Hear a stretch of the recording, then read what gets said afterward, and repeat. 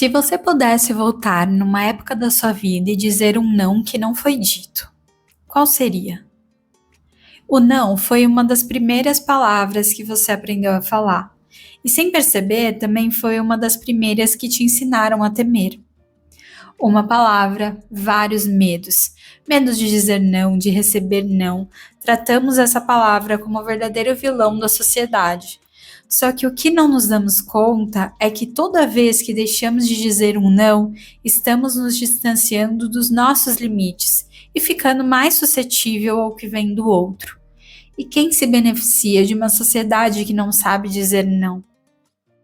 Estamos começando mais um Emoções em Movimento, esse podcast que fala sobre o cotidiano, sobre vivências pessoais e sobre tudo aquilo que a gente passa e atravessa na nossa vida. Sobre também as minhas emoções entrarem em movimento desse lado para que a sua também possa entrar em movimento do outro lado, com uma pitadinha de psicologia. Recentemente eu fiz um post no Instagram falando sobre a dificuldade de dizer não. E aí eu me vi refletindo sobre essa palavra que tem o poder de literalmente mobilizar e paralisar as nossas vidas, né? Porque pensa comigo, o não é uma das primeiras palavras que a gente aprende na vida, né? Então é comum a gente ouvir não faz isso, não chora, não pra lá, não pra cá. Então a gente vai crescendo ouvindo esse não e vai aprendendo assim desde muito cedo que essa palavra tem superpoderes, né, na nossa vida. Então, às vezes é um poder que vai proteger a gente, às vezes é um poder que reprime a gente, às vezes é um poder que impõe limite. Então, a gente vai vivendo e criando uma relação bem próxima com essa palavra, mas também a gente vai aprendendo a temer essa palavra. Então, é como se essa palavra tivesse uma ligação direta com coisas ruins da nossa vida. Isso vai gerando um medo, gente, que beira talvez uma fobia, né? Então a gente tem um medo de, quando a gente olha, né, para essa palavra medo, a gente pode perceber algumas coisas, como por exemplo, o medo de decepcionar alguém, o medo de não estar sempre melhorando a vida do outro, né, a ponto de se anular no processo. O medo de se colocar, talvez, como protagonista da nossa própria vida. Então, algo importante, né, para a gente pensar sobre isso, e eu já deixo aqui a minha primeira reflexão, é que toda vez que a gente deixa de dizer um não dentro desse contexto, é como se a gente desse um passo para longe da gente mesmo, né? E por que eu tô falando isso? Porque dentro da minha experiência de uma mulher que habita neste mundo, eu aprendi desde cedo a ser a menina boazinha, né? Então, aquela que não gera conflitos, que sempre aceita o que vem do outro, que olha para as dificuldades e talvez limitações do outro antes de olhar para as próprias dificuldades e limitações. E cada vez que eu fazia isso, eu ia me afastando mais do que era importante para mim, sabe? Do que eu precisava.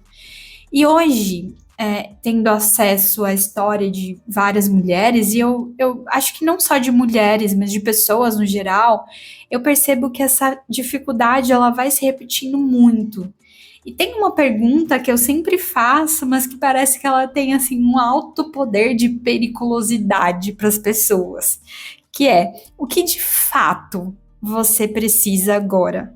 E, gente, eu posso garantir, parece uma pergunta boba, mas é uma das perguntas mais difíceis da gente pensar e da gente entrar em contato, assim. E é por isso que aprender a dizer o não importa tanto. Porque quanto mais a gente se aproxima das nossas próprias necessidades, fica mais claro o que a gente está disposta ou não a fazer. E quando a gente tira da gente o direito de dizer não, a gente fica muito mais vulnerável a aceitar o que vem do outro. E pensando, né, nesse contexto de dizer não, eu acho que ele não aparece só na nossa fala, né? Ele também aparece na culpa que a gente vai carregando por se priorizar. ele também aparece no peso que a gente coloca em cima da gente para dar conta de tudo, ou naquele olhar de decepção que a gente vive antecipando, no pensamento de que a gente precisa corresponder à imagem de alguém que ajuda todo mundo sempre. Então, olha quantas coisas que tá presente quando a gente pensa nesse medo de dizer não, sabe? É uma palavrinha, mas que carrega muita coisa. E aqui é importante a gente pausar, sabe? Porque quando a gente embarca nessa dança junto com o medo, a gente vai se perdendo da gente, sabe? A gente vai perdendo talvez o compasso, o rumo da nossa própria vida e vai se distanciando do nosso ritmo, de coisas que fazem sentido pra gente.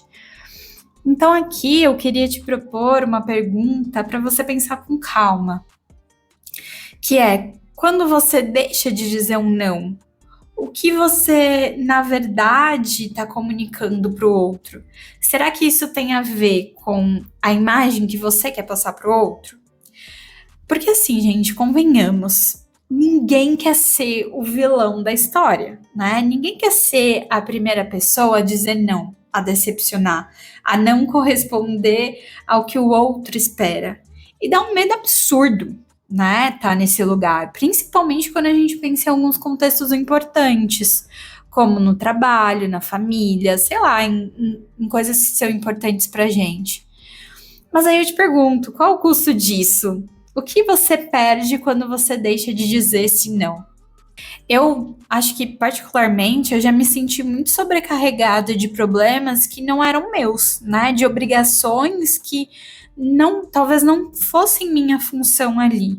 Eu já me obriguei a estar em lugares que eu nem gostava, sabe? Pelo tal bem coletivo. E sendo bem honesta, às vezes era só para preservar a imagem de boazinha dentro daquele contexto. E aí é curioso, porque existe um outro ponto aqui, além da reação do outro quando a gente diz o não. Existe também a nossa reação interna quando a gente se permite fazer isso. E é nesse ponto que a gente começa a desconstruir, sabe, essa imagem de menina boazinha. E a gente vai aprendendo que, mesmo sabendo que vai decepcionar alguém em algum momento, a gente passa a se priorizar. E, assim, se vocês me permitem dizer alguma coisa com propriedade aqui, é porque eu vivo isso e acompanho muitas histórias parecidas com a minha, que ninguém é bom o tempo todo. E aí a gente pode se questionar, né, o que é ser bom, se não um julgamento de valor baseado na nossa própria história de vida e no nosso próprio contexto social. Mas aí a gente chega num divisor aqui do episódio, né? Porque o medo do não, ele não vive só do lado de quem fala, mas ele também vive no medo de receber um não do outro. Sabe aqueles pensamentos que a gente sempre tem, que eles têm um tom mais de julgamento? Então, que a gente pensa, o que o outro vai achar de mim? E se ele não gostar de mim? E se não aceitar? Não me contratar? Não quiser ficar comigo? Então, esses pensamentos, eles funcionam como uma barreira, né? Que vão tentando proteger a gente de situações que são desconfortáveis ou talvez vergonhosas, que podem simbolizar aí também uma certa rejeição. E esse não que a gente vai temendo receber fala de uma dor bem primária que a gente tem, que é o medo de não pertencer. Então, às vezes, essa possibilidade de ouvir um não é tão pesada que a gente acaba paralisando antes dela acontecer. E aí, a gente deixa de fazer o que a gente gosta, de viver coisas novas, e vai se privando de aprender a lidar com a nossa própria frustração. Na tentativa de proteger a gente acaba ficando mais presa e mais restrita. Então, olha que importante a gente olhar para isso, né? Porque a gente vai tentando aliviar essa dor e vai ficando mais presa dentro dela. Olha quantas questões estão em volta desse não, né? De simplesmente receber e de ouvir também. E a gente vai esquecendo que na pressa também de antecipar uma possível rejeição, uma rejeição que pode acontecer lá na frente, a gente acaba esquecendo, né, que a voz que a gente ouve nesse momento é a nossa própria voz. Porque a gente ainda não passou pelo filtro do outro, a gente ainda não experienciou aquele não, mas a gente vai temendo ele e vai paralisando a nossa vida para não chegar a acontecer, a receber esse não. Então, sinceramente, não tem como a gente ter uma resposta concreta para algo que a gente ainda nem viveu. E se o não vier, acho que também tem essa questão, né? Porque o não é uma possibilidade, ele pode acontecer. E se ele vier, de certa forma, ele não precisa ser algo tóxico, sabe? Algo totalmente aversivo. Porque às vezes ele diz sobre coisas importantes que a gente precisa passar. Então, por exemplo, eu já recebi vários nãos em processos seletivos que me fizeram entender que de repente aquele lugar não era para mim. E eu também já recebi alguns nãos que me fizeram persistir ainda mais no que eu acreditava. Então, nem todo não, ele vai ser um ataque pessoal a você, ou vai falar de quem você é, ou vai falar do quão ruim a sua pessoa é. Às vezes ele só tá te dando uma direção sobre o seu momento, ou sobre o momento do outro, ou até o momento social, econômico, do lugar onde você vive. E aqui, longe de mim querer romantizar isso e falar que receber um não dói, porque dói muito, é horrível. Mas a minha intenção é te mostrar que existem outros jeitos de lidar com esse não, sabe?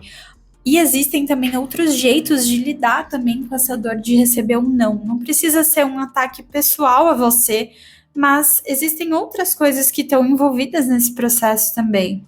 E aí, gente, refletindo sobre isso, eu caí em uma contradição, né? Porque assim, trazendo até um pouquinho ali do começo do episódio, o não é a primeira palavra que a gente ganha quando a gente é criança. Mas também é a primeira que é retirada da gente quando viramos adultos. Porque assim, o não ele vira quase que um vilão, né? Olha quanta coisa que a gente já falou aqui. E aí essa imagem, ela vai ditando algumas regras, né? Essa imagem do não vai ditando várias coisas que a gente acredita. Então ela vai falando sobre o que é ser egoísta, sobre o que é ser bondoso, sobre ser uma pessoa fácil, difícil de lidar. E no meio disso, a gente vai retirando o direito das nossas próprias escolhas. E aí eu te pergunto, quem se beneficia de uma sociedade que não sabe dizer não? Quando a gente perde o acesso aos nossos próprios limites, fica muito mais fácil aceitar tudo que vem do outro. A gente se sente sobrecarregado no trabalho, nas relações, a gente acaba colocando tudo, menos a gente, como prioridade. É muito perigoso a gente entrar nessa teia de pensamento, porque olhar para os nossos próprios limites acaba virando um sinônimo de ser um grande vilão. Então, o medo, ele vai, né? O medo de dizer o não, ele vai alimentando todo esse processo. E a gente acaba ficando estagnado na nossa própria vida. Por isso, eu prefiro olhar para tudo isso como um processo, sabe? Não como um vilão a ser combatido dentro da nossa própria vida ou da vida de outras pessoas. E é isso, gente. Nossa, o não significa tanta coisa, né? Eu acho que não caberia num episódio só. Eu acabei passando aqui por alguns temas, mas é muita coisa envolvida, sabe? Nesse medo de dizer não. Por isso que é uma dor tão comum que a gente sente, por isso que é tão difícil para várias pessoas dizer o não. Mas o que eu aprendi dizendo os meus próprios nãos e acompanhando pessoas também nesse caminho é que não existe assim uma fórmula mágica. Não existe, uma virada de chave única e perfeita. Mas existe a gente se aproximar do que a gente precisa, sabe? E se arriscar a dizer, a receber ou não. porque isso já é um passo, assim, gigante mesmo. Então fica a minha pergunta para você pensar com calma no seu dia, na sua vida, né? Quais nãos você tem evitado dizer? E quais você tem evitado receber também? E isso te faz paralisar. Então fica aqui esses questionamentos super importantes, certo? E se esse episódio tocou em você, me conta, deixa uma mensagem lá no Instagram que eu leio tudo, Emoções em Movimento Podcast, tá? E se você ainda não segue a gente aqui no Spotify, segue, também deixa um comentário aqui que eu também respondo. Eu acho que assim que acabar esse episódio, já é uma boa hora para vocês fazerem isso, porque a gente tem episódio novo aqui a cada 15 dias, então para vocês não perderem nada e até aparecerem aí para vocês também. Então é isso, um beijo e até a próxima semana.